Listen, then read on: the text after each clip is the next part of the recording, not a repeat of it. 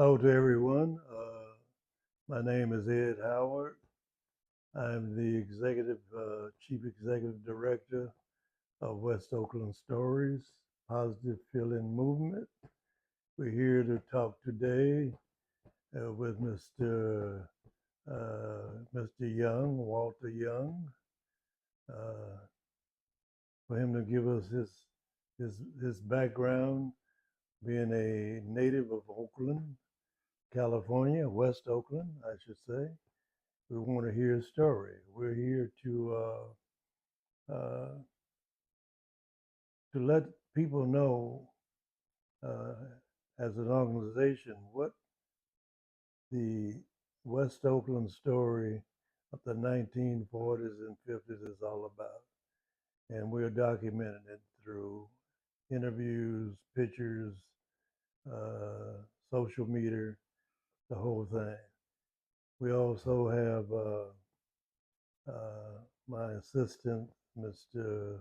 Maurice Powell here, a young man, to keep us elders uh, connected to do this interview. Hello, everybody. I'll probably add my picture here just for reference later. But hello, and I'm happy to be here. Whenever you're ready, we can get started. So let's start with Mr. Young, Walter Young. Uh, let's start off by saying, when were you born? I was born in 1949, Oakland, California, at Highlands Hospital, and I came to this house, and this has been my permanent address ever since. Uh, how about your family? Well, my Did they? Where were they? Where were they from? my mother's from Texas, Alice, Texas area. My father is from the Shreveport area of Louisiana, and they more or less got together after my mother's first husband died. He was Willie Green. Uh, his relatives are the ones who introduced my father to my mother. Really quickly, you said you're from Shreveport. My father, Your father's from Shreveport, and your father was from what part of Louisiana? Well, we were from Waterproof, Louisiana, but we lived in Sweetsport when I was about 2 years old. Okay. For about Came to California when I was 5, so we lived there about 2.5 years back mm, in the I think it might have been in the 30s or 30s? 40s. Okay. Yeah, So, yeah, uh, yeah. if I can, so do you know how your family ended up coming to Oakland? I don't know exactly how my father decided to come here, but he brought his sister, two of his sisters, and he came here. My mother came here with her sisters. One of them stayed and went to Houston, and she was the second born. If you look at this picture up there, my mother is in the bottom left corner, and that's her family going all the way around. And I've met most of the people in that picture except for the boy whose name was Roy.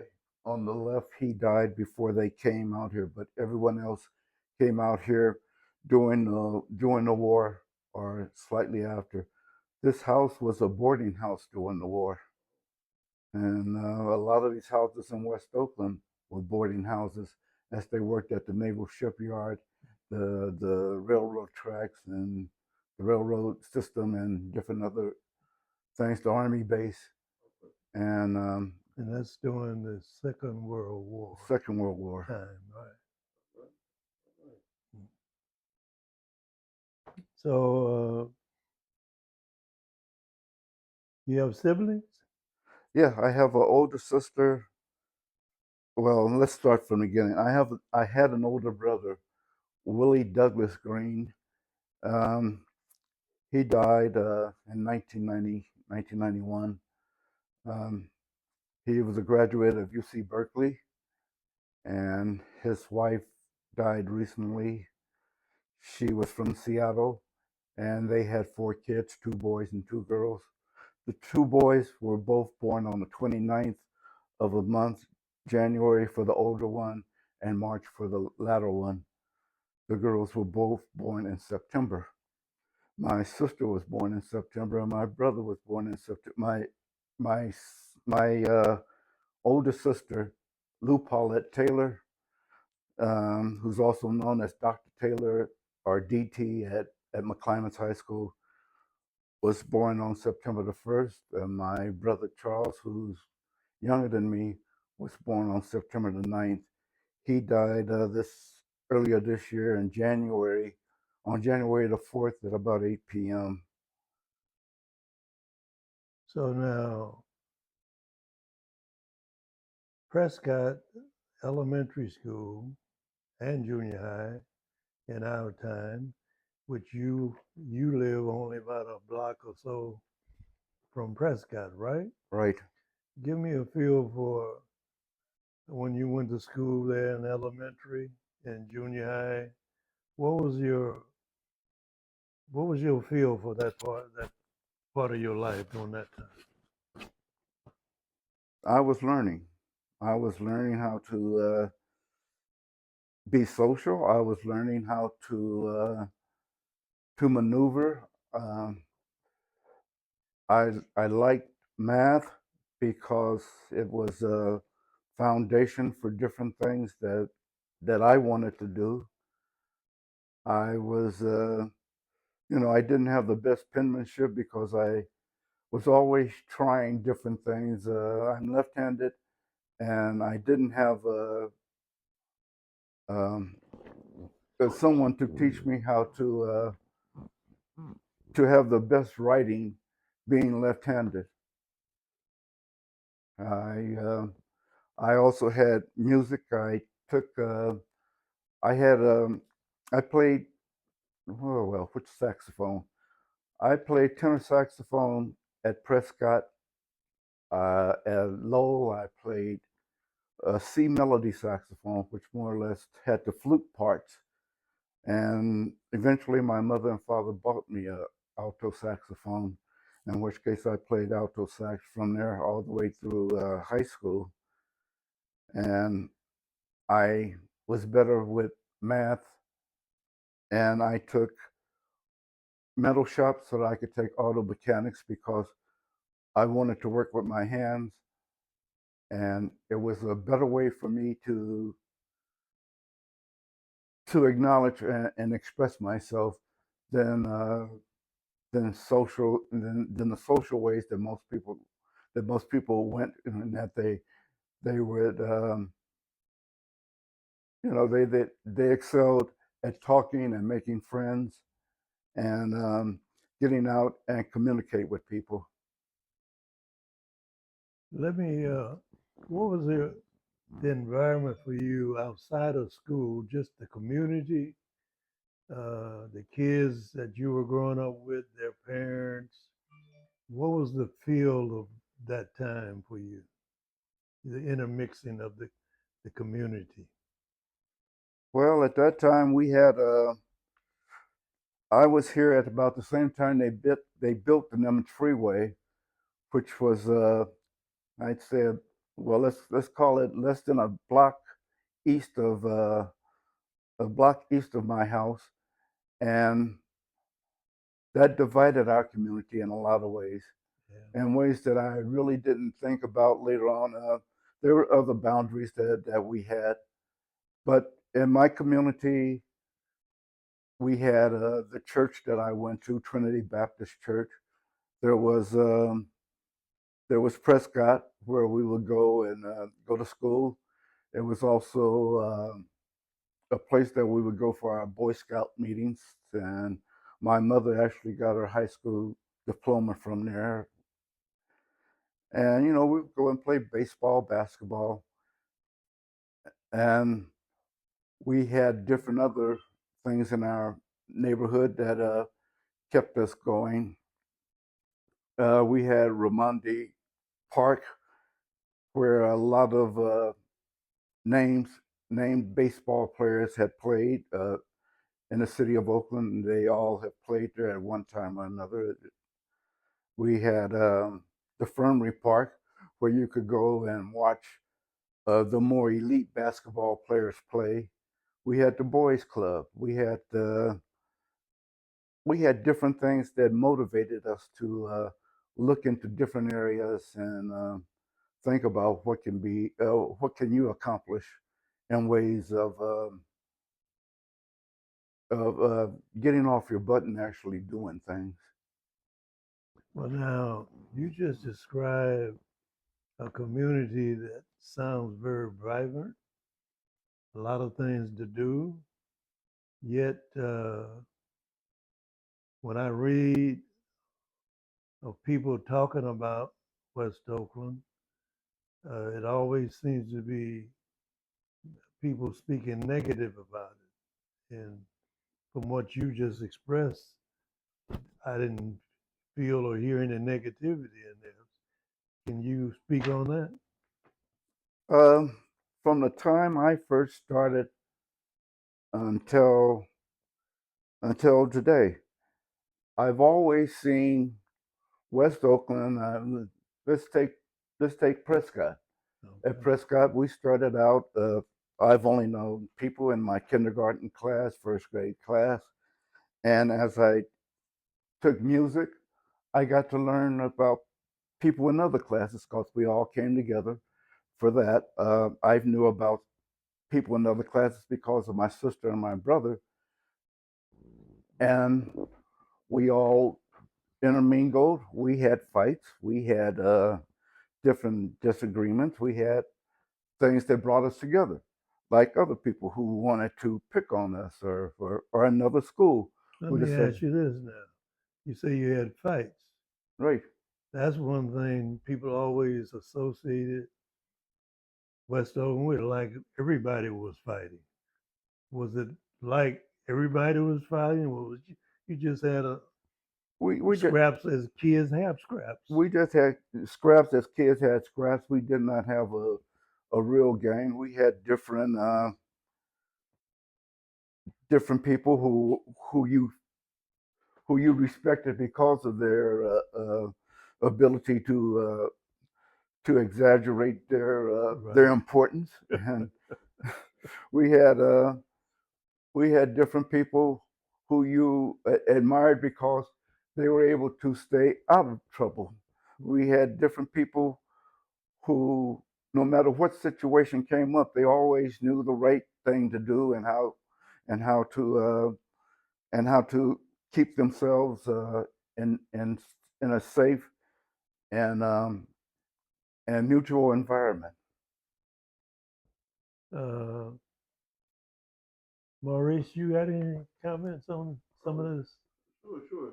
So, we like to, in these discussions, we like to relate a lot of the experiences you've had, the stories that you had to share, back to some of the principles to West Oakland Stories, Positive Feeling Movement's core principles in the No Negative Speak movement.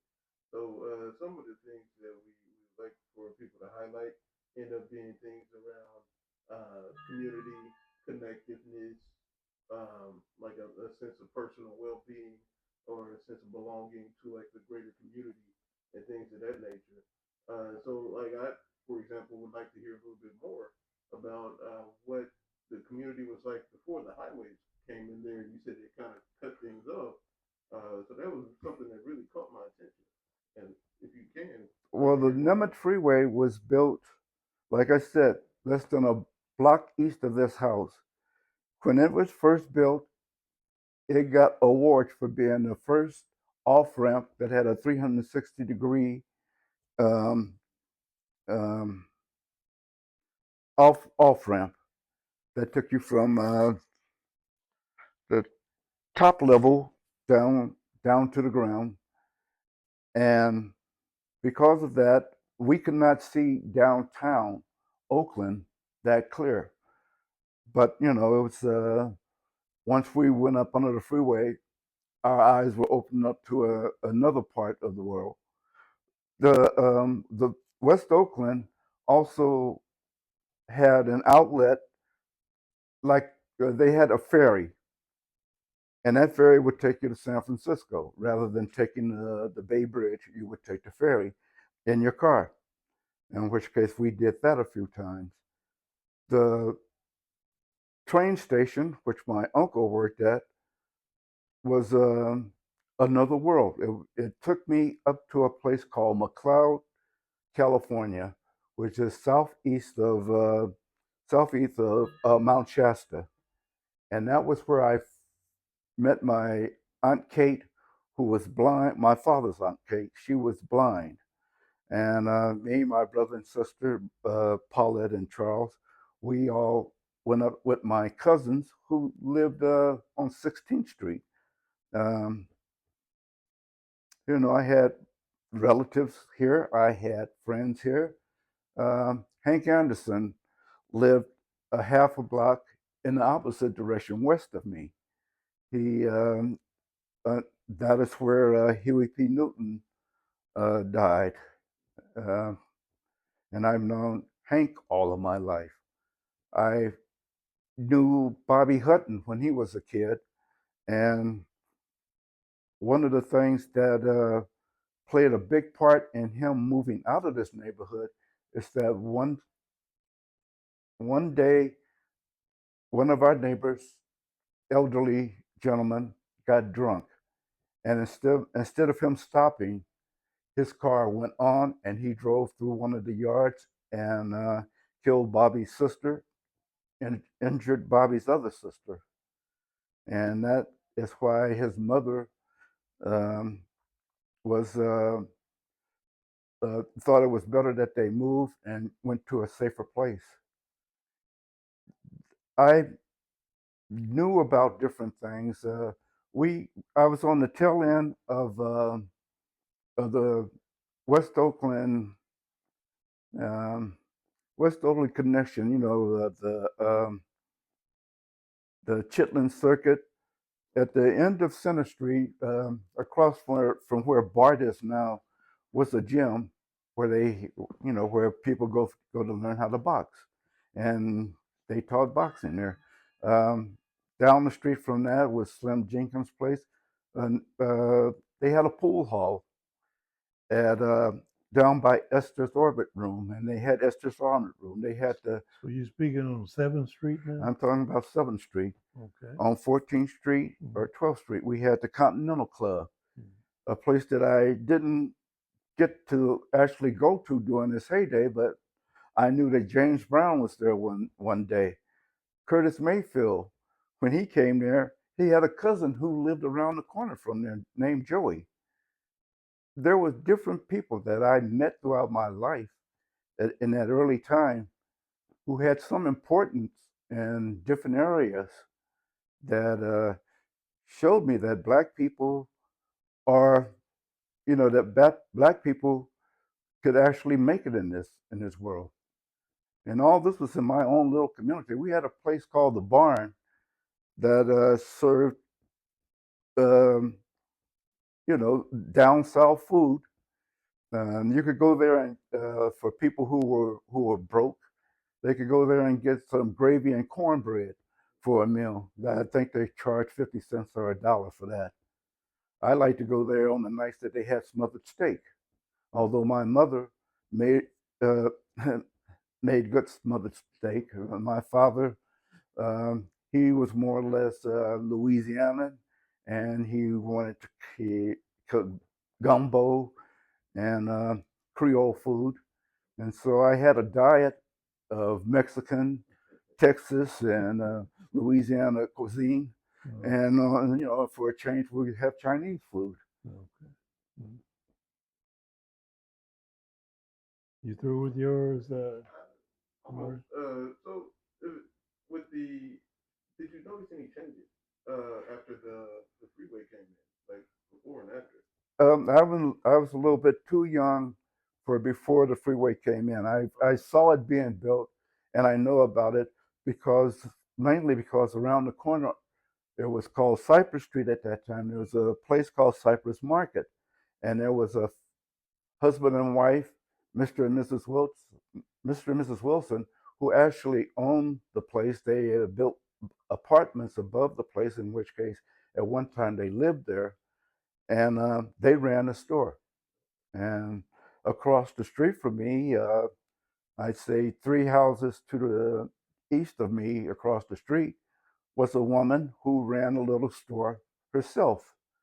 During during World War II, as this was a boarding house, there were stores, and people had stores in their front and part of the houses, and that's the way they brought income in to help the boarders who were living in the places like my house. There was things that people did to help each other. Um if we were, if my father, we had to dig out the basement of this house for me and my brother to have a place, have a bedroom for ourselves, and it was adjacent to the what do you call those places where they put the jars and the cans and the good old days, cellars. Canning.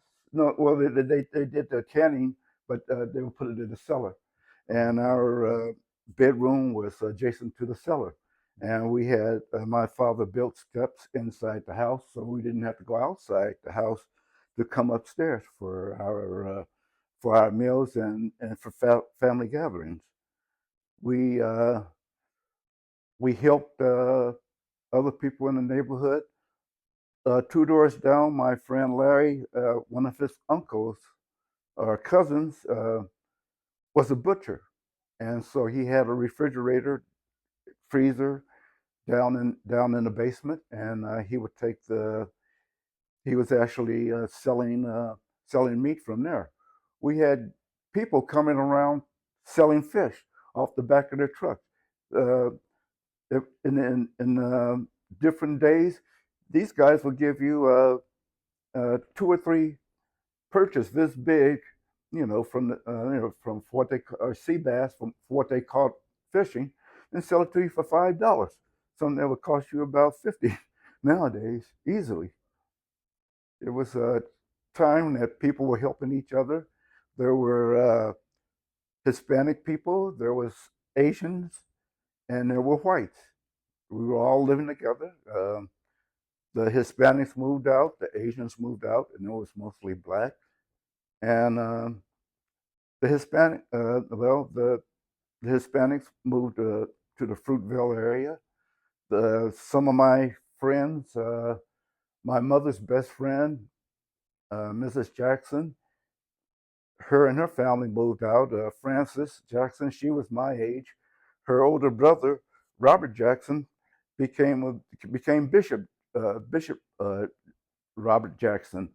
Now, now with his churches out in East Oakland. Um, we were always finding different people who had moved out and gone to different places. At my church, we had a couple called older couple called the Slaughters. They lived out in Danville, and we went out to visit them. And they were working on a doctor's farm. The doctor would only could go there during the weekend because he had a practice here in Oakland, and so the Slaughters would take care of his farm for him while he was practicing here in Oakland, and they would come into Oakland on the weekends to go to church. But we went out there and we were able to see the animals, and my mother and father would think of trips that we would take. We would go down to Southern California. We went to Louisiana and Texas when my grandmother got sick, so I got to find out about the laws of colored only, which which was strange to me. And my mother and father had to keep an eye on all 3 of us, Paulette, Charles, and myself, because we did not know about these rules. And we did not think about that stuff because where we lived, we did not have to abide by anything like that. It was all enhanced place for us, in that we not only were here, but we also traveled. And that was one of the advantages that we had over some of our neighbors, is that we would travel and see different things. Did you have anything in particular that you came to appreciate about being from Oakland after you had those travels? Anything in particular? Yeah, the Oakland people that I knew. you know, we had we had John L. Jackson, alias Sambo, and he was more or less the bully, nice looking guy, um, but he was a alpha person. We had I grew up with some alpha people that made it nice for us. On the other side of the freeway was Cold School. When I went to Before I went to Lowell, because I played an instrument, saxophone, I got to meet different guys who lived on the other side of the freeway, not even not even a mile away, but few blocks away. yeah, just a few blocks away. I got to meet a guy who now is my brother-in-law, Michael White. He played cornet. I got to meet a guy named Donald Alexander who played violin. I got to meet a guy who was a true alpha, Mark Yarborough. He played drums. He's gone on to do different other things that was that were notable. I The neighborhood on this side, we had the Strata family, or Mrs. Strata and her family. Kay and my sister Paulette was always in competition with each other. John and I were friends. Glenn grew up with my brother Charles, and there's people like Stanley Jackson, Booker Morton. They grew up with Charles. My best friend Larry, he was from Mississippi. His family was from Mississippi. We went to he didn't go to elementary school with me. He went to junior high school, and he was a year in front of me. And he went to Oakland Tech. When it came to uh, junior high school, most of us went to the same junior high school. Some of us got lost in the crowd because we moved from one place to another. And instead of going to Lowell, they went to Hoover because they moved. They were still in West Oakland, but they were far enough away that they went to the other junior high school, because we had two junior high schools at that time. When it came to high school, we went everywhere. Uh, McClymonds, although they were somewhat dominant in basketball, would have been totally dominant if Michael Douglas had not gone to Fremont and had gone to McClymonds. But my future brother-in-law, Michael White, his mother was against him going to McClymonds, so he went to Oakland High. A person who died recently, Dean Henson, he went to Oakland High. Like I said, my friend Larry, he went to Oakland Tech. My brother Charles, when he decided to go to high school, he decided he had enough of being behind my sister Paulette and me, so he went to Skyline. We uh, we had open enrollment because of a guy called Ralph Williams. Ralph Williams was known as the mayor of West Oakland. He was a tall, big, husky guy, and he was lovable as hell. His son, Lexter, was the right tackle. I was the right guard our senior year in high school. Um, we went to Trinity Baptist Church together. There was the Simmons family, in which case now Cleophas Simmons, commonly known as Skippy, owns a glass shop here in West Oakland on West MacArthur, as they want to say. Uh, he's still in the neighborhood, still goes to church in West Oakland. We knew each other growing up. We knew each other when we were out there, and we more or less we had fights at one time, but as we progressed and the kids from Prescott gelled with the kids from Cole, and as we went to Lowell together, we became friends. And I can't say that we really broke up, but people who used to have this person as a best friend found other people that they would have as a best friend in junior high school, and the same thing when we went to high school. But we were all there. We all knew each other. We all knew our places more or less, and what we were good at and what we couldn't do. They had a citywide bus of the high schools, of all the high schools in Oakland. McClymonds didn't have anyone uh, that got caught up in this bus because we all knew each other. All the rest of the schools were rated, and they were the ones who had kids who were taken to jail or someplace else. There was a honor for McClymonds in that there was that was the time that McClymonds shined, and all the other schools went down. But you won't hear about that. You know, it's interesting. I hear you describe the Nimitz Freeway when they built it, how you visualize, you say you looked over or past the freeway. And of course, my time was before they built the freeway. You probably remember the service station on 12th in Cypress. Yep. I was working there when they was building the freeway. But my view of it was that, you know, it wasn't the freeway. I didn't have the vision of like looking over. It was all just one part of it. But in your generation, probably I can understand that if you came up as young as you was when they were building the freeway, Right.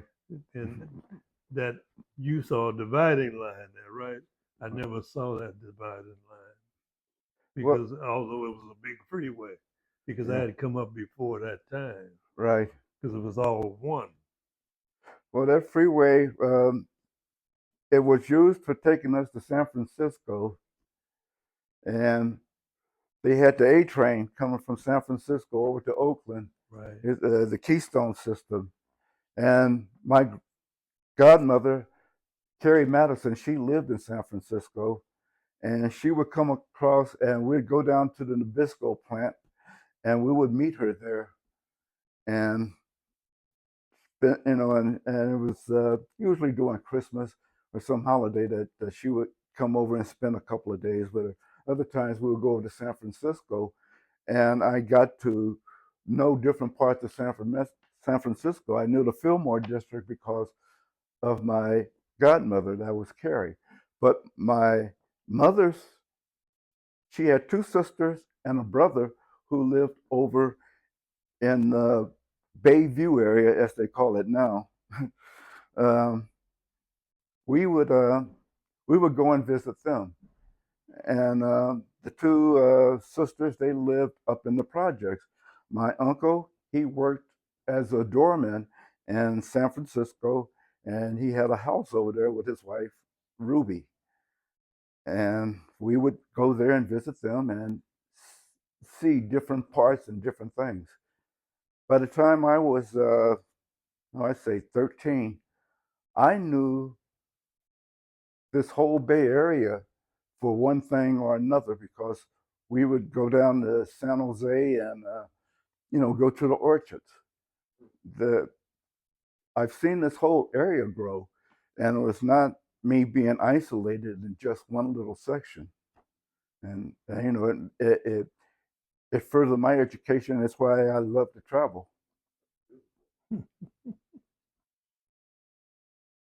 So having seen, the area growth the way you have, can you speak to some of the things that you noticed as far as like how people interact with one another now compared to how they did before? The Um, in some ways, it's the same. People form coalitions in different areas, and then this is my group. You're in another group, so stay away. While other people come out and they embrace different groups and learn your boundaries with the different people that you meet. Uh, it is a yin yang situation that I've seen, and different things spur it on or help. Like if someone's in a great crisis, people will hug them and hold them close. If someone, if a group does something outrageous, then different people who are associated with that group become outcast, and you have to look at what what does it mean to me.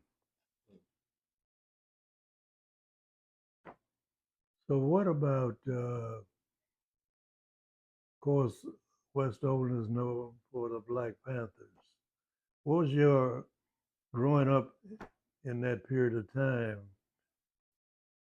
Give us, give me your thoughts on how you was looking at that. Uh, or do you look at it like it's projected now, or what was your insight as just being part of the community, and it was just all around you as a young man? So, what was your feeling? I had um, my worst altercation with the police growing up was me and my brother Charles. We were running to the bus stop, and a policeman stopped us, wanted to know why we were running. Mm. And we told him we were running to make sure that we caught the bus because we were going downtown. There was other people who was having a lot more problems than what I was with the police. And you hear about people being stopped for no particular reason, being harassed, people people who people who are minding their own business and being harassed. When I heard about Bobby and Huey doing something to sort of help the people, I thought it was fantastic. Mhm. I saw the work that they were saw the work that they were doing. They were the first people to come up with a plan to feed the kids in the morning, Mhm. and from there something nationwide was started. I saw the way that they were trying to give out food, the 10-point plan. I saw I saw well, I met different people through them that some of them are my lifelong friends. I met people who thought that it was totally ridiculous what they did, and you know there are people who have changed their minds about that now, but it was something that needed to be done, and as usual, Oakland was the first to do it, but they don't tell you all the first in Oakland. You know, Oakland has seen things, and these things have been taken away from them time and time again. Like this Oakland A's team that's now leaving, they don't tell you that before this happened, that Joe Morgan, Reggie Jackson, and other blacks have formed a group to buy the Oakland A's, and that would have kept the team in Oakland, and that would have made the team prosperous. And still, instead of that, they this guy John Fisher, who ended up with the A's, has done nothing but destroy the Oakland A's. Every time when they were about to go into the playoffs, he traded half the damn team. You know, he demoted one pitcher and got rid of him and brought in another pitcher and took the whole chemistry of the team away. Um, he's also the one who started a charter school. I saw Lafayette. These kids were happy as hell that they were getting a school that had been remodeled, and they were happy. This was before Christmas. After Christmas that year, the whole school was given to KIP, and these kids were regulated over to um, West Oakland Middle School now. But these were elementary schools who had some of their hopes dashed because of John Fisher. Then I saw how he wanted to take, he owns the place at the Coliseum. That's not good enough for him. How he wanted to take the team and put them in downtown Oakland away from public transit so that people would have to walk a lot farther from BART than what they do at the Coliseum. And he was going to interfere with the Port of Oakland. He was about to become a dictator in Oakland. He was in charge of of a charter school in West Oakland. He was in charge of the Coliseum area, and then he was going to take over downtown Oakland. And what was his name? John Fisher, Okay. the person who owns the Oakland A's now. Yeah. Yeah.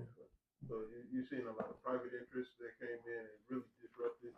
I saw private interests come in. I saw Safeway leave. I saw, they had, trying to think of Bed Bath and Beyond, who, which is now disintegrating. There's a couple of stores and stuff um, that have left the area for one reason, because they expanded.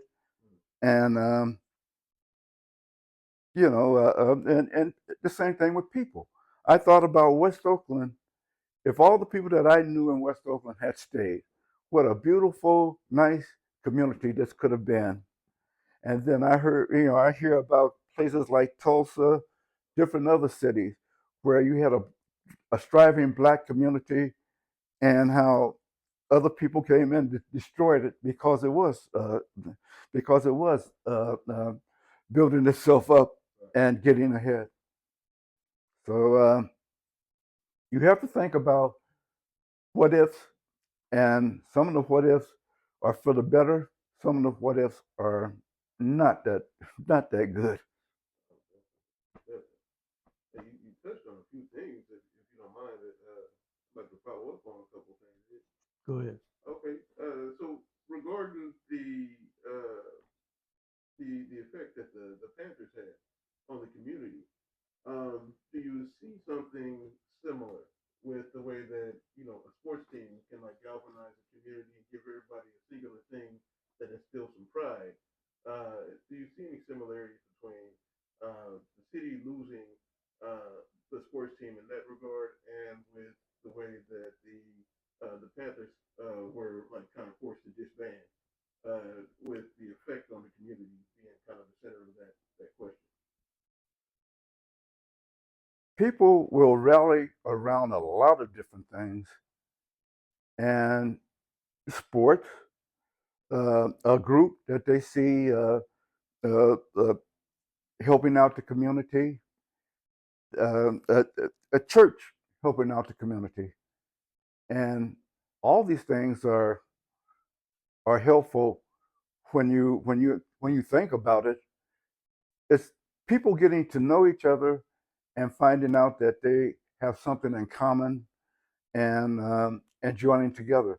I've seen it in jobs that I've had where I worked on a $8 million system called Amoebas, manufacturing electron beam emission system, or was it exposure system? But the MEBES are the initials.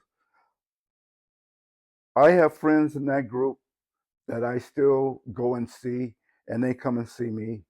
And it wasn't a matter of our color; it was a matter of our interest in different things that kept us together and keep us together.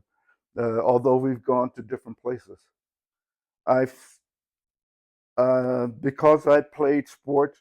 There are different people that I know who I play sports with that I still keep in contact with, and we go from one place to another. And we still call and still keep in touch with each other. There are people who I did not know directly, but I knew of them because of their family and stuff. And you know, there are things that have to be that can be said there.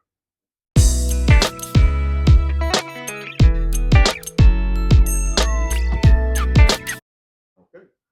Uh, we can jump right back in. Yeah, Maurice, you indicated that you wanted to ask both of us how we've been involved in our neighborhood, West Oakland. Oh yes. So I noticed listening to your story that you and Ed were generally in the same proximity. The biggest difference was time period that you were coming of age. So just wanted to kind of spend a little time kind of leading a discussion where the two of you kind of speak to each other about like what the differences were between growing up and hitting certain milestones in life in West Oakland, and just what your perspectives were given the different uh, was relatively short amount of time, but it seems like there was a lot of difference between what the area was like between the times that you were at these different milestones. Well, I don't know if it was different. We have to talk about it to see if it was different. Yeah. I remember when you were talking about the Black Panther Party. There was a group before Black Panther Party that was very involved in the community. It's called the Afro American Association. Are you familiar with that group? No. That's what I mean. Okay. That's the group I was involved in. From my perspective, we were the group that was a forerunners to the Black Panther Party. We were the group that started about 1960, and the Black Panther Party was 1966. Yeah. Huey Newton is about 4 years younger than me, and his older brother Melvin, Dr. Melvin Newton now, we were the same age. We were the forerunners at the Oakland City College, or we used to call it Oakland Junior College. Right. Uh, and that's where Bobby Seale and Huey met 4 or 5 years later on. Right. But me and his brother went there in the 50s. So it's that kind of difference. Are you familiar with Afro American Association to now, or you just was never familiar with them? I wasn't familiar with them. I didn't know anything about them till right now. Okay. So the Afro American Association, uh, we came up in the civil rights area. We came up in the when we were called colored and Negro. Yeah. So come 1960 or so, that's when we started promoting the Black consciousness thing, and that's when that came to Oakland. Actually, I mean, the Nation of Islam was the initial people who was pushing Malcolm X. Right. We all first heard it from Malcolm X Yep. through the Nation of Islam. When it hit Oakland, we organized around that, calling ourselves Black. And then we came up with the Black handshake. That's what a lot of people don't know. That handshake like that. Right. Uh, Attorney Don Morton, who changed his name to Khalid Al Mansour, would go to Africa every year. And he came back and showed us the African handshake. We didn't know Africans shook hands different from anybody else, but they did. But no one never told us. We incorporated that in the organization, and as you see, all of us do that to this day. Right. You follow? We were more of a cultural economic development, and educational organization. Huey, I knew Huey since he was a teenager. I remember him coming by. He would come by the McKinney's home, which was a athletic family, and the youngest brother, Gene McKinney, who was with him with the shootout on 7th Street. No. That's Gene McKinney. He was the younger brother of the McKinney family, along with Huey. They were very best friends. I would go by their house. His father ran the gambling about 6 blocks from where you are now. He had a gambling. He ran a gambling thing. I was a gambler as a young. Started as a teenager. I used to go by the house. I'm 4 or 5 years older than Huey. I'm in the street kind of guy. So he's and Huey and them, they the same type of guys, but they're young, you know. So they looking up to me as the older guy, asking me about who's who, what's what, that kind of thing. I remember him distinctly telling me about the Afro American Association. He didn't like Attorney Don Warren because he was an intellectual and all that thing. He said, but I saw you was in it, Ed, and because you was in it, and I saw you messing with it. He said, I started listening to what was being said. Point I'm making is, this is before he became what we call black conscious. This is what he told me this. This is what made him start listening to that and start thinking that way.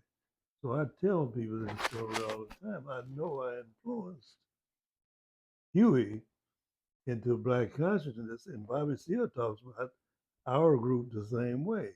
He's written about it how they didn't know nothing about black anything, but they heard us out there in the streets going around the corner with our group talking about these things. Anyway, that's kind of the difference I'm making about you're about 10 or more years younger than me, so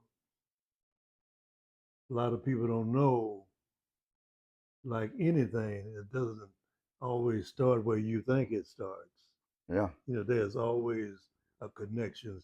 Like I call myself a split between the civil rights era and the black conscious era, but I know that civil rights affected me to the point where it affected into the black consciousness too. So, what do you think about that? Yeah. Civil rights had a lot to do with areas that I that I saw, areas that I went through, things that changed my mind about people. You know, I try and keep an open mind and think that everyone is working with you for a common goal, and that's not really what's going on. There are people out there that deliberately try and stall you and manipulate you so that their beliefs can be put to the forefront. And I am a very progressive person in that I I'm not really group orientated. I'm individually orientated to people. When it comes to group activities, they seem to slow me down, stall me, and make me wonder what are the real motives of what's going on, rather than when it's just you and another person saying, "What is our goal? What do we want to do?" Mm-hmm. So you know that's my own personal thing, and it came out through just because of my different experiences with different things. Well, I relate to that so well, as we talked a little earlier.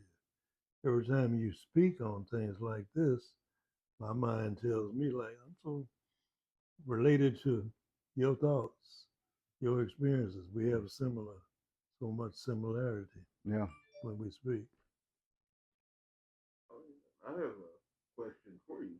When you find that somebody's being maybe, I won't say subversive, but when they're trying to push their ideologies over whatever the cause is behind the movement, have you found that there's any reactions that make sense for you, or anything, any kind of positive ways that you found to navigate those situations that may be useful to anybody who may be listening along? um, yes and no. there, there are different general things people should do um, when they are when, when it's a group situation, and that's acknowledge the group's presence, acknowledge their uh, uh, their ways of doing things, and if you want to criticize, do it do it in a way that you can do it without the call you later, Elon. That when you're in a group situation, there are things that limit you in some ways, but the feeling of you and others getting along and working for a common goal can be stimulating and very, very nice. But for you to be in a group, it also takes away from your individuality and your ability. Oh, 1 minute. Hello. Okay, Says what? that's my wife. That's your wife? Yeah, You still married? yeah, for 34 years. I didn't know that. Yeah, got married when I was I'm just saying you never told me. You never told me you was married. I don't know if we even discussed it at all. right. Well, that's true. Well, we've been. I knew her in high school. She went her way, I went mine. And when I went, she came to McClimas one day and ran into my sister. And I went the next time I went back to Boston for one of my classes. I talked to her, and we became friendlier and friendlier. And she decided to move back here, and we got married. So should it be? Yeah, Oh, I didn't know that. yeah. She'll be here in about 45. Okay, okay. Yeah. Something I didn't know. Hmm. Go ahead. So Walter, you were speaking on how to navigate a situation with Right, right, right. Like I said, and when you're in a group situation, you give up your individualities in some ways, and if it's for the common good, it makes it nice, and it helps create a bonding that can last forever. Um, Also, if you're in a group, it can also diminish you to the point that you cannot think or react the way that you should to stay out of trouble. And I'm looking at that right now with people following the orange one. They're following a fool, and they're laughing as the fool shows them that he's a fool, instead of thinking about what would be better for themselves and what would be better for people. if I could, you know, yeah, let me know if I'm hearing this right, but I sometimes think certain analogies help illustrate a point. So what I'm hearing is something along the lines of like the way like the root network works with trees and such. So like if you've got yourself planted in a place where the soil is either it's got nutrients and nutritious, it's going to help you grow, or you've got yourself planted somewhere where it's almost poisonous. And you need to be mindful of where you're going to plant those seeds, because you know the other trees in the area, you're gonna the root networks are gonna touch, You're gonna share information. You're gonna share knowledge, things that are gonna help feed each individual tree. And so you can find yourself in one place or the other. You can find yourself in a place where you're all going to grow and prosper, or you're going to find yourself where everything, all the fruit that you bear, is not going to be edible. It's not going to be useful. It's not going to be good for anybody anywhere else. Is No, that somewhere along the right, right lines? yeah. Okay. There's people. People are willing to just. People get comfortable sometimes, and it's not for their best welfare. Like down across the street from Bart right now, the store has burnt down, but a group of people who have been used to going there, they still are going there to socialize and do what? Just sit, talk, have a good time while they're not doing, they're not growing. They might be growing in friendship, they might be growing in a little bit of knowledge, but at the same time, I'm watching people coming from other countries who start out with less, who are getting the jobs that these people should have been training for. Uh, I had a tooth pulled the other day. Instead of these people on the corner who should have been working for some kind of legitimate, solid income, I don't know how to get an income, but it not on that street corner. These people, one girl is from Morocco, Asians. You got people who you have people coming from Africa here, and they're becoming nurses, doctors. You got people who have lived here all their lives, and I don't mean just blacks. You got whites, you got Asians, less Asians, but and Hispanics who are not really pushing themselves. I also know people who, at the same time, in these same ethnic groups, who are striving, who are doing everything they can to better themselves and better the people around them. You know, that's a good point. I sent you some paperwork on no negative speak,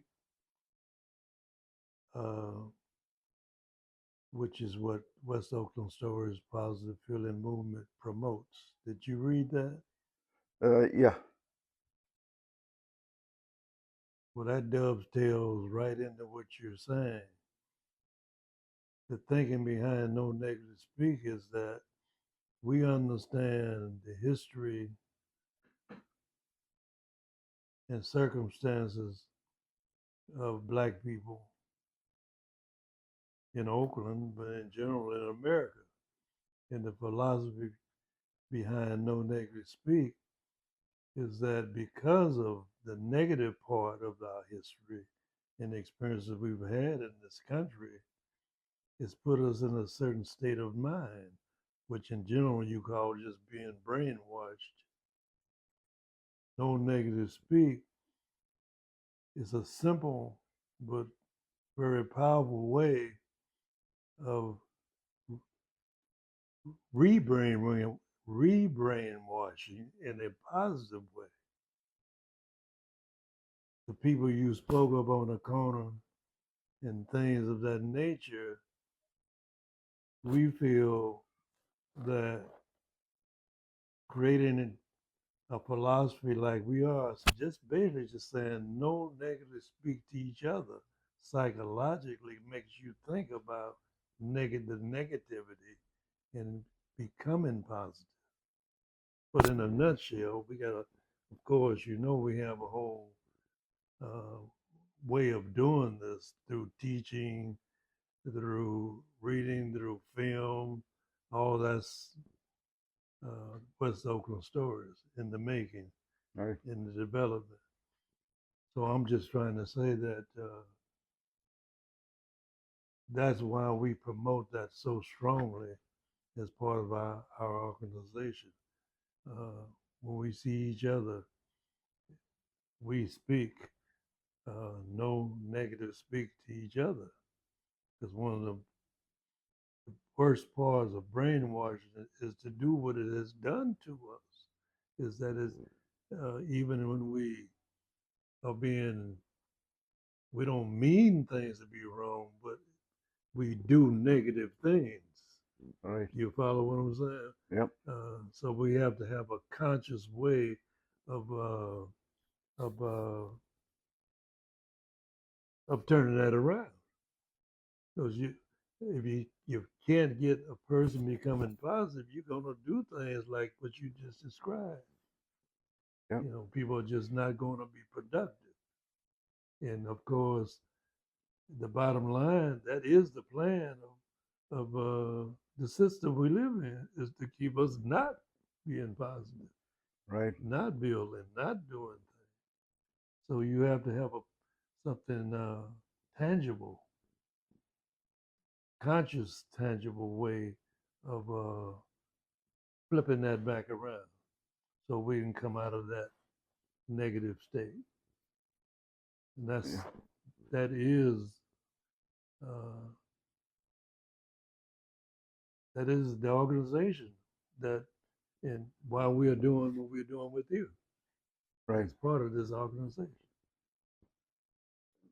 I'd like to make one more point. I noticed when you spoke about, folks who were down the street, you spoke in a way that it sounded like you believe that they're still very capable of doing those very things that other people are doing, becoming doctors, nurses assistants, or whoever else. Um, and so maybe this would be a good time to, for the video's sake, we'll pause for a moment to show a few resources that people in that situation could actually follow up with to go from one circumstance to wherever else is going to be helpful or useful for getting them to a different place or to be more productive or to contribute more to themselves or their community or whatever their goals are. So this, Well, I'm aware of one brother in the group. He started out trying to sell food. This was for the pandemic. He was cooking and trying to start a business selling food on the street. mm, That didn't work out too well.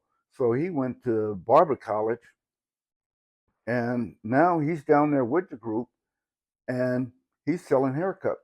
all right, And he's still with the group, but he's doing something to keep some money in his pockets. right There's another one that might want to go off into another area, work on people's cars or something. Uh, how do you get the resources for them?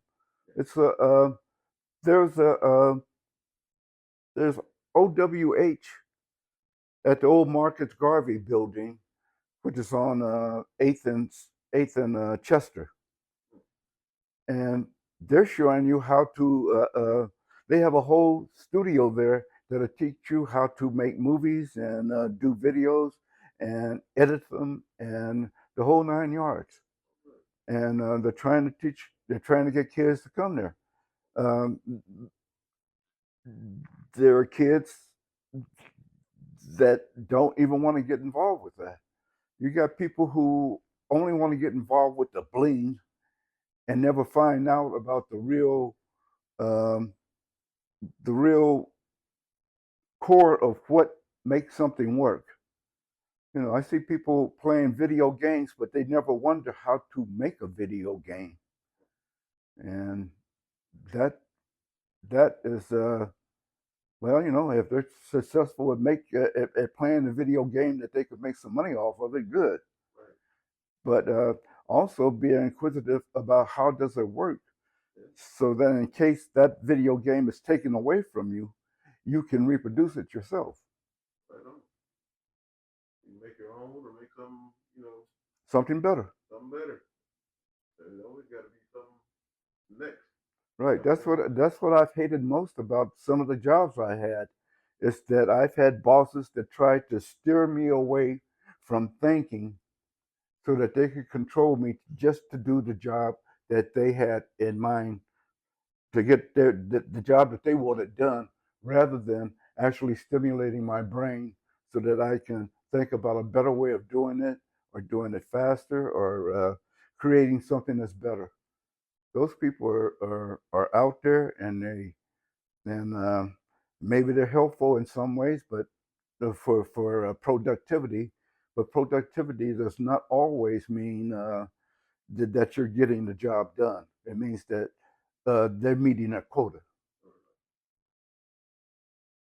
Well, again, back to no negative speak. That's the philosophy behind it.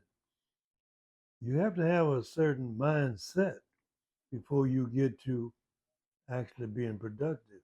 Before you think in the manners that you describe and saying people can do this, look at this, and want to do things better. But we've been put in a state where we don't think that way. Right. You follow? You need something to bring you out of that state before you can get to the point. And that's what we think about. Just getting you out of that state. I'm not even telling you to go to college or do anything. You just have to have the right frame of mind to do things. You have to Yep. feel. Yeah, that's why we put the word feeling in no negative speak. Positive feeling movement. It's that deep.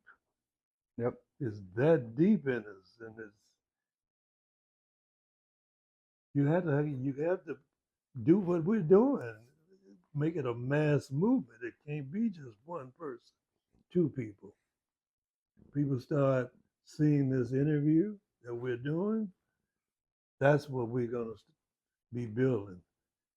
In fact, I will even say this for this interview: we're building an institution. Institutions, for people who don't understand, that's something you build forever. You don't build it to last a week or two, or you make X amount of money, you just sell it or dissolve it or whatever you do. Institutions go on and on and on. And that's what we're trying to do. Mm. If I can, if you don't mind us taking like a 5 minutes to break down what Walker was just talking about, where some of the people who are like your managers or your bosses, they only want you to be productive to fill a quota. So for somebody who's going to stimulate their mind and they're going to take their job opportunities and continue with their learning and continue to feed their brains, um, if can we take a couple minutes to just break down like what the mentality might be going into a situation like that, where you could get stuck in kind of this closed loop where you're not thinking about anything but getting your being productive enough to get paid versus you being somebody who's like, I'm gonna be productive, I'm gonna get paid, but I'm also gonna feed my brain as well. That way I set myself up for other opportunities, if it's at this place or if it's creating my own somewhere else or find another job somewhere else. Like, can we break that down to something where we can give like some concrete thought processes that people can take themselves through if they find themselves in that kind of situation? That's deep, Maurice. Hmm. My, I wonder about people. People are being bogged down in so many different ways that sometimes they just want to get the job done and get out of there. Other times, you are, you can find people who can actually thrive at being in the same situation, and it might be financially or mentally or just socially. The what's what's motivating them that will make them click to the point that they are doing everything to better themselves, and other times they just want to get out of the situation the best quickest way possible. Did either of you have any personal experience in with a situation like that where you're like, I'm not going anywhere here, but maybe I need to position myself for further growth elsewhere? Well, the last company I worked for, um, they would just call me up and tell me, "This is your assignment. Go here and do it." I was installing or changing out those armbands that when you go to these drugstores and stuff, they had the armbands that you put your arm in Blood pressure reading. and blood pressure. Okay. And they also had me going different other places to do different other jobs.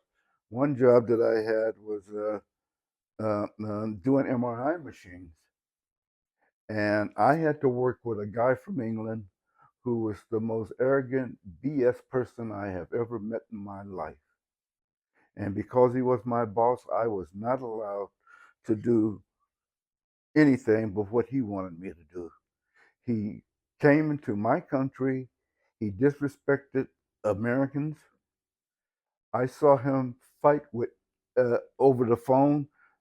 He talked about his fellow workers. The only person he did not disrespect was his son and the guy who was giving him the information on how to get his job done. Everybody else called him. His wife called him from England, or his maid. I don't know if they were really married. And he belittled her on the phone while I was there. Make matters worse, he went out to dinner with with some uh, uh, some fellow Americans. I didn't go, thank you. But during the course of that meal, he degraded the waitress. I mean, this. But these are situations that you get into, and there was nothing I could do except for say, hey, I don't want to work with this guy anymore. In which case, he said that about me, but I guarantee you, I will not work with him again. I'm staying away from stuff like that. But I saw, I've worked on machines that I would like to get to know better, but that wasn't what they wanted me to do. They just wanted me to go there, upgrade the software, or else put on the new gadget that they want on there, and bring the old gadget back. And that was my job. Nothing else needed to be done, even though I could see things that can be done to improve the product. But that was not your job. That's somebody else's job. So was there opportunity for you to link up with somebody whose job it was, and as you talked You about? don't get to deal with the hierarchy. You just get to deal with the lower people who are assigning you a job. Well, the experiences you're talking about, I've had them all too. I think most of us who've been in the workplace and had jobs, what most people would call successful jobs, we all have the same experiences that you just described. Almost 100%. That's why we in the West Oakland Stories Positive Feeling Movement is pushing and no negative speak. The philosophy is getting you in a certain mindset such that you begin to do these things for each other. In the system, it's going to be what you described. It's going to always be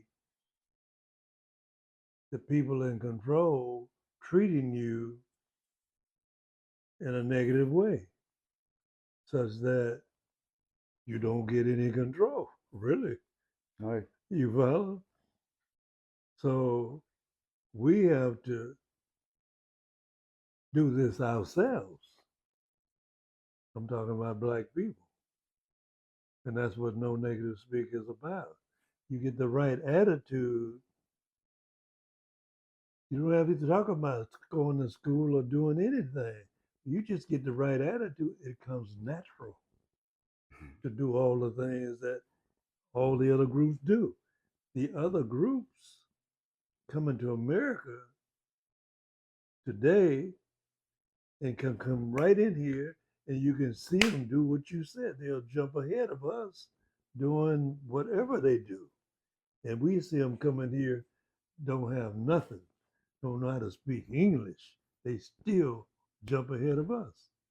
And that is not because they smarter than us.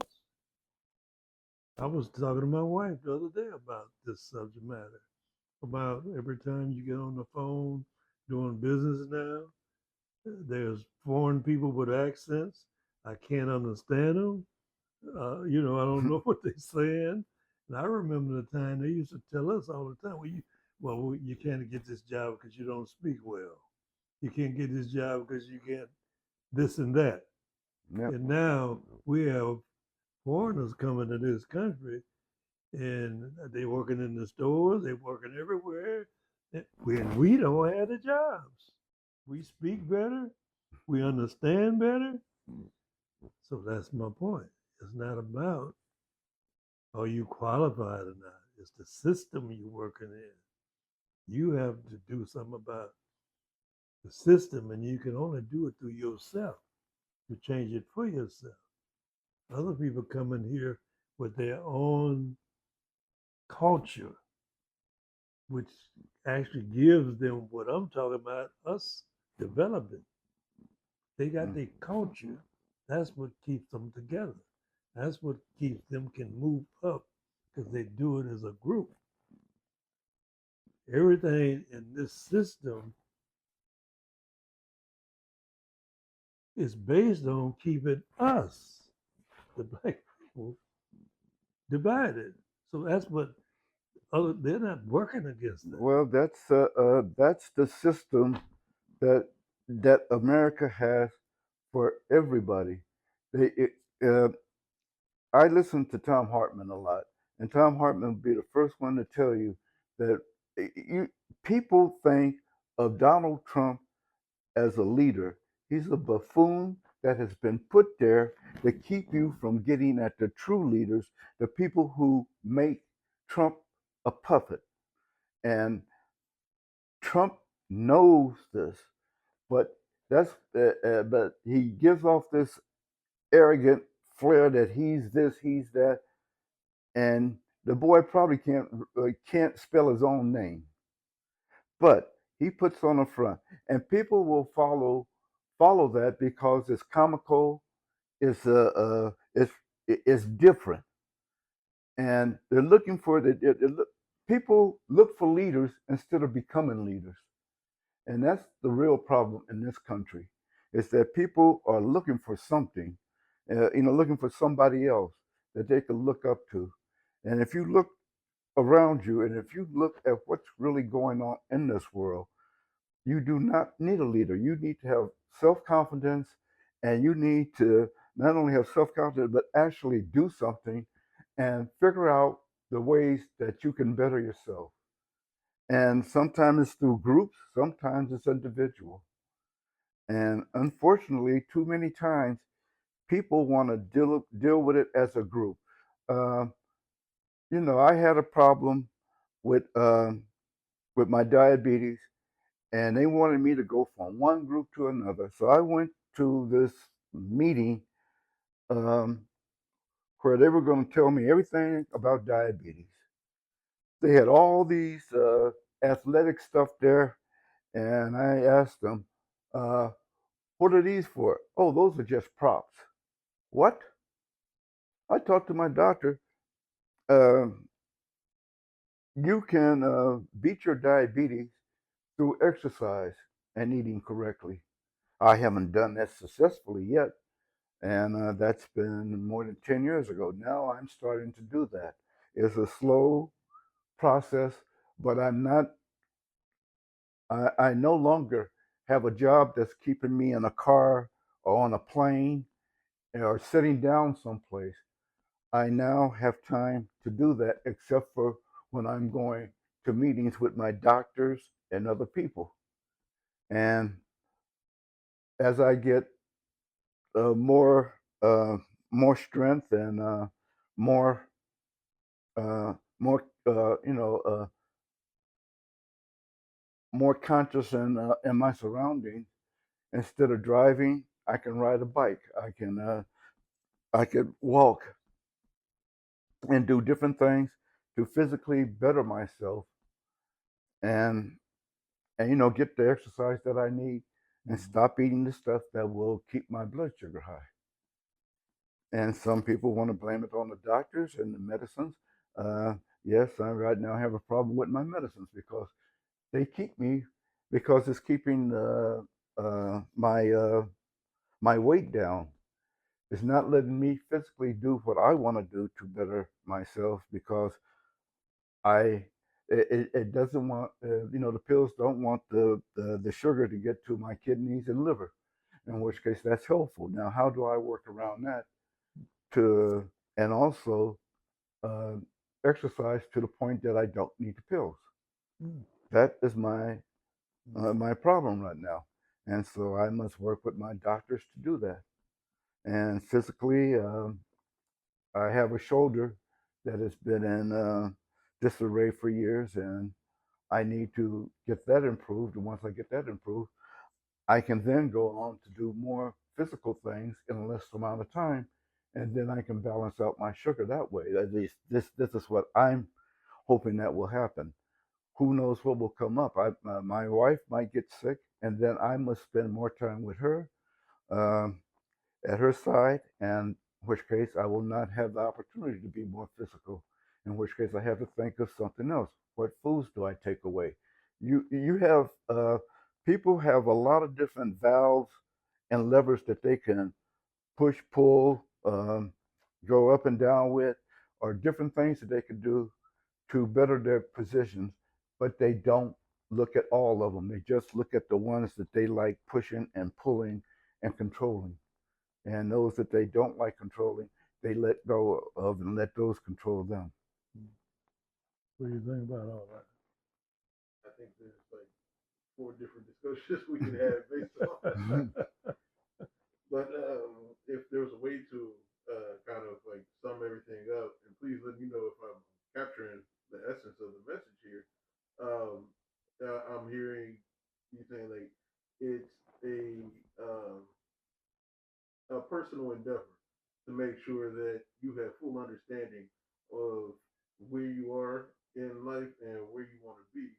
And whether it's your job, whether it's your physical health, whether it's your community or anything else, interpersonal relationship, it's up to you to kind of diagnose the full gamut of what it is that it is right now and what it is you want it to be, and then learn how to work all the different aspects of it um, from your perspective, whether it's pushing and pulling the levers or sparking communication or doing your homework or whatever else it's going to take, and just making sure that you're fully equipped to handle any movement, any transition, or any outside force that might come in to that circumstance.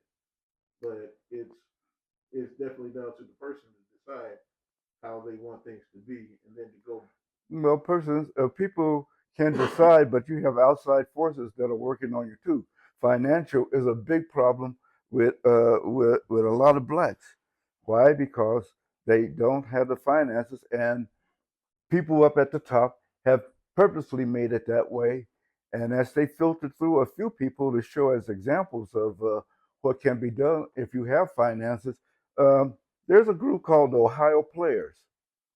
These were black kids whose mother and fathers had middle class jobs.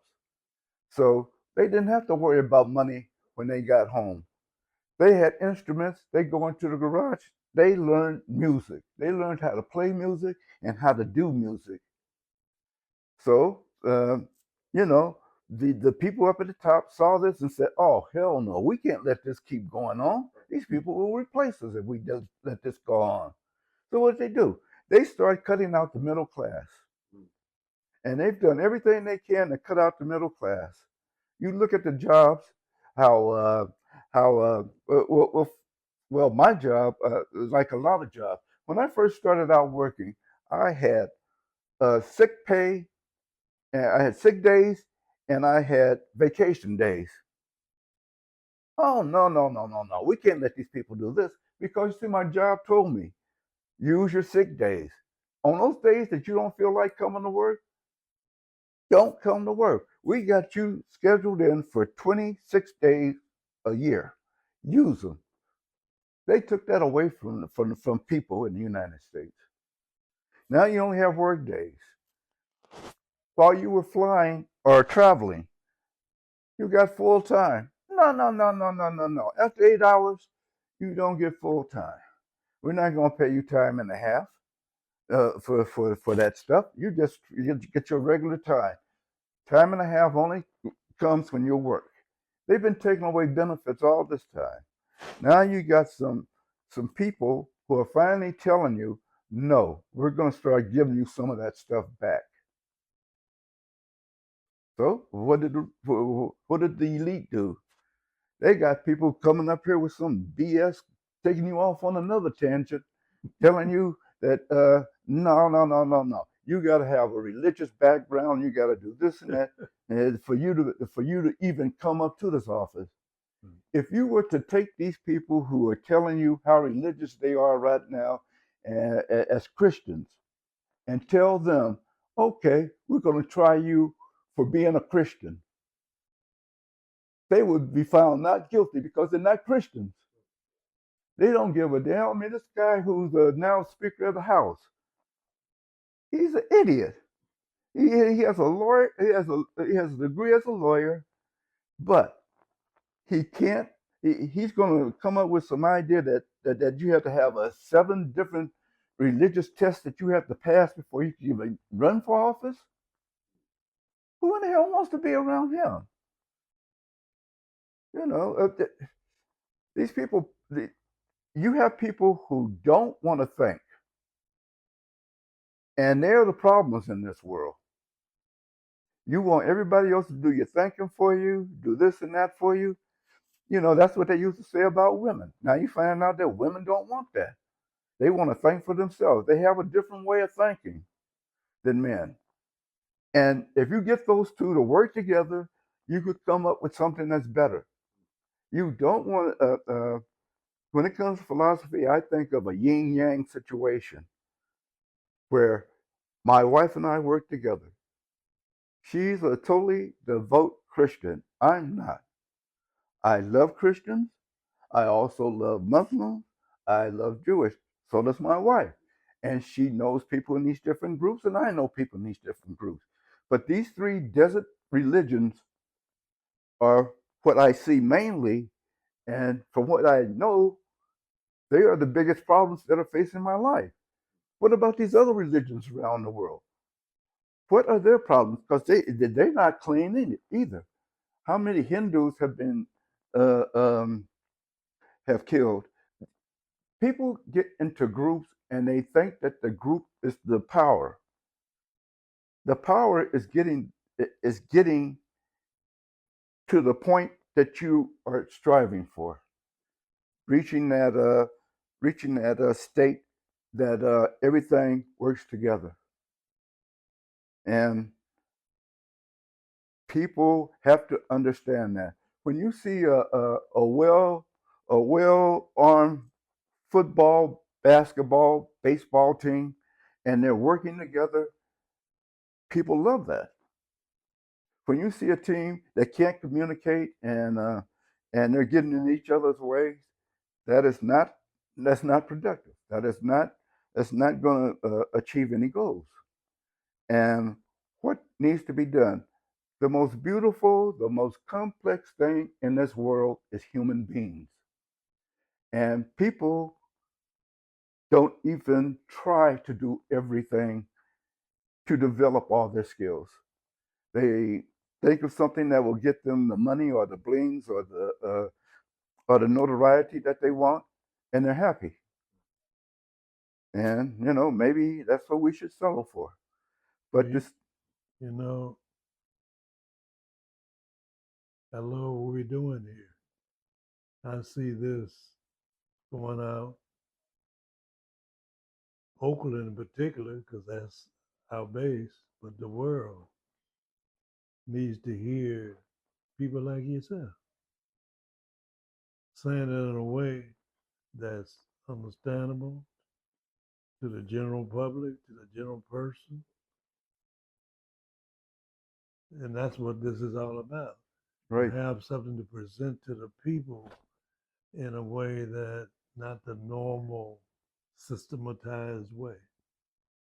It's right. coming from your real heartfelt experiences in life. So that's what we're doing. Now the problem is that people do not really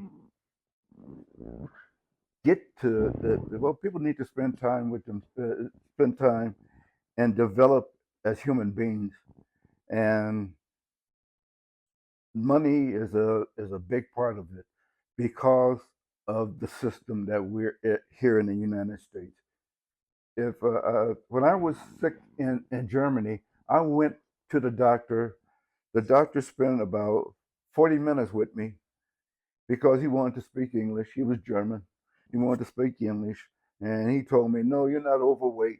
You're just on that American ideal of what overweight is. Here in Germany, you're an average person." Okay. You broke you up, right? And you know the Germans have a different lifestyle. They don't have these problems with labor and management because labor and management are in their big corporations up at top. The labor boss and the management, the people who own the system, they're up at top and they solve the problems up there. So when there was a strike in this little village that I was at for the street workers, Mm-hmm. they wanted another bottle of schnapps and a case of beer each month. Okay, we'll sign that. Bam. This guy goes home happy with his schnapps and his beer, and he's more productive at work. Here they want to scorn you and tell you, oh, you can't do that because this and that regulation, and we got this and that. And people aren't really happy with their jobs. It's not the way they are over in other countries. Right, right. You know, if they're sick, they get health care immediately. Here, and I'm not talking about you know for things like cancer and stuff, you're gonna have the same time period there as you do here. But it's not this idea that we got to look at all your goddamn records, find out how much cash you have, and how are you gonna pay for this. It's Right. already paid for. I do not like the idea that I have people picking my food or handling my food, and they do not have insurance if they get sick, and they can't afford to be sick. They should be able to afford to be sick so that my food is safe. Mm-hmm. We don't have that here. No, we don't. How much time we got? A few more minutes. But if you want to start winding it down, like we can go into the wind up part of the interview. My thing's kind of going Oh, down. I'm saying like if you want, we can start winding up the interview if you're Yeah. feeling Yeah. pressed for time. Mm. So I can open the floor up if you have any final thoughts. Walter, we can start with you, and then we can finish up with you, Ed. Um, my final thought is people need to spend more time learning themselves and learning people. I, I was born at Oakland. I was raised in this house, and I've lived in Germany. I lived in England. In England, I lived on the Air Force base with the officers, the Air Force officers. In Germany, I lived in different things. I lived in a little village. I've lived in a facility similar to what I lived in England. But I got to meet people in different areas, different thoughts, different ideas because of their society. But they knew how to gather together, have fun, and work in a positive way to get things done. Yeah, that's been in the United States. That's been in West Oakland. We have these neighborhood get together, and my wife and different people in the neighborhood. Um, I help, but I'm not the leader of those like they are, and they come up with successful events. And the whole idea is for people to work and get together, do the things physically, mentally, to keep themselves in a positive attitude. And there's a lot of things that will draw you down: deaths and sickness and finance and different other things. But the thing is to look at the outcome on how to get what you can out of that situation. Positive attitude. You just said it. Absolutely. Okay, and last thing, could you, in one or two sentences, can you just give us like a message that you would like to share with our audience? Like it's about positivity, or if it's about life, or just like just one message, like uh, I don't know, spread love or anything like that. Do you have anything like that you would like to, like a philosophical thing I you can can't think share of with us? one little thing. Life is complex, and people try and make it simple. And the simple part of life is that live it. Beautiful. That's beautiful. Absolutely. Right. Okay. And now, Ed, your final thoughts. I don't really have one right now, man. We have to put that in later on. All right.